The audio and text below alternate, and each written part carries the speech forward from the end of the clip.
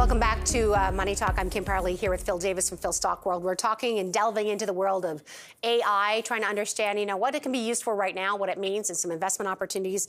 Phil, you were just talking about, I want to talk about the opportunities, but before we do, you said you've been using AI to kind of look at earnings that have been coming out, but I understand you've been using it for things like, the Fed minutes and also like just finding out, in your words, obscure data from different companies. And you've been using, so tell me just a bit about that. Like, how is it working for you? And you're pretty proficient. I would say you're not the average user either, but tell me all the ways you're using it right now. Well, I'm having a blast test driving the thing and running around with it.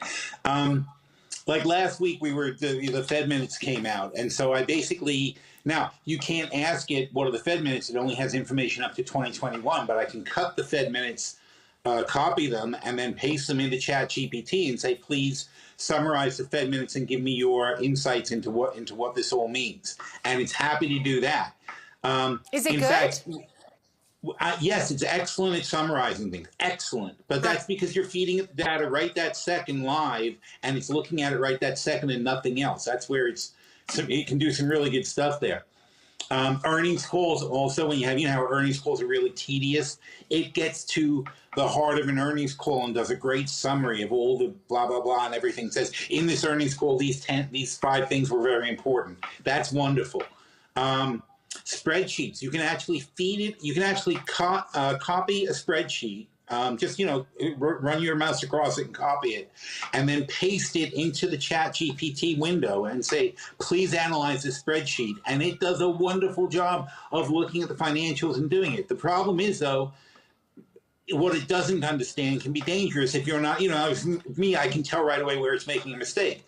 If you take it on face value, it's dangerous because it'll say things like, it doesn't understand why 2020 was a bad year. Right. So it says the earnings were erratic. It doesn't excuse the fact that something happened in 2020. It can't go that way. But on the other hand, if I see earnings dip, like in 2017, the company for some reason didn't make any money, I can actually say to it, why didn't they make money in 2017? And it comes back and goes, oh, they wrote down this and that because of this and that. And it's like, wow. Wow. It's so useful. Not that I couldn't find it if I wanted to, but to get that answer, boom. Oh, yeah. That's wonderful. It is incredible, but I am hearing that you still have that need, that wisdom that you bring to it to understand context and also how to ask it the right questions. But it's mind blowing. I'll be the first to say that really, really is. You mentioned, talked about, we can write books and we can do all these great things.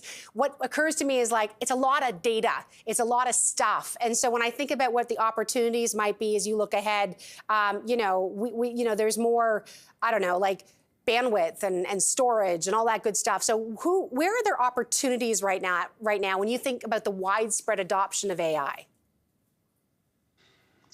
The opportunities, I mean, it's sort of it's an endless thing. I mean, if you're talking about as far as trading opportunities, or investing, when you think about companies that are going to benefit disproportionately maybe because of AI. Oh, not personal opportunities, but business opportunities. Yeah. So, like I said, though, I think data bloat is going to be a thing that people just don't even understand what's going to happen. The amount of data that's going to be produced in the next 2 years will be more than all the data that's ever been produced. And so that means there's going to be a lot of business for storage, like cloud providers, Amazon, Microsoft, Google, Alibaba, Oracle, IBM is another one.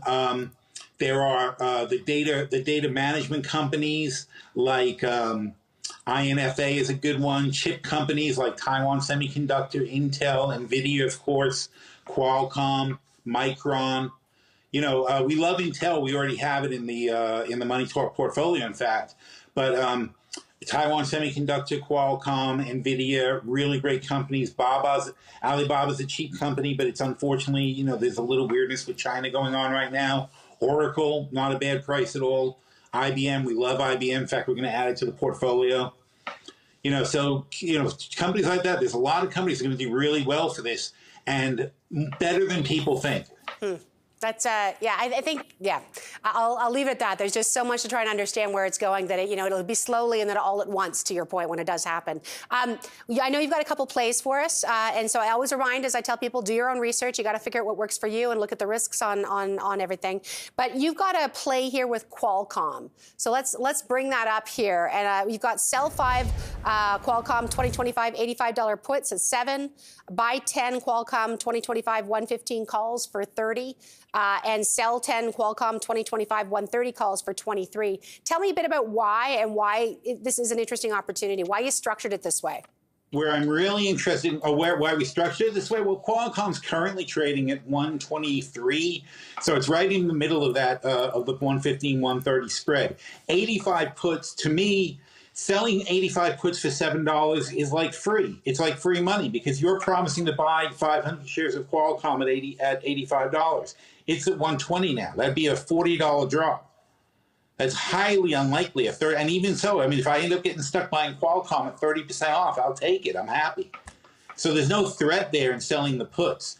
As to the spread, we think they're quite a bit undervalued right now, and I don't think it would take much effort at all for it to go up $7 over the next 2 years. But that would give you a nice chunk of profit doing that. And Qualcomm is making the chips that are most likely to end up on your phone that'll house the AI. And that's going to be massive sellers. Fascinating. All right. Stay with us when we come back. We've got one more play coming from Phil. He's going to talk a bit about, well, I'm not going to tell you. You're going to have to tune in to see what the next one is. You're watching Money Talk with Phil Davis. We'll be right back.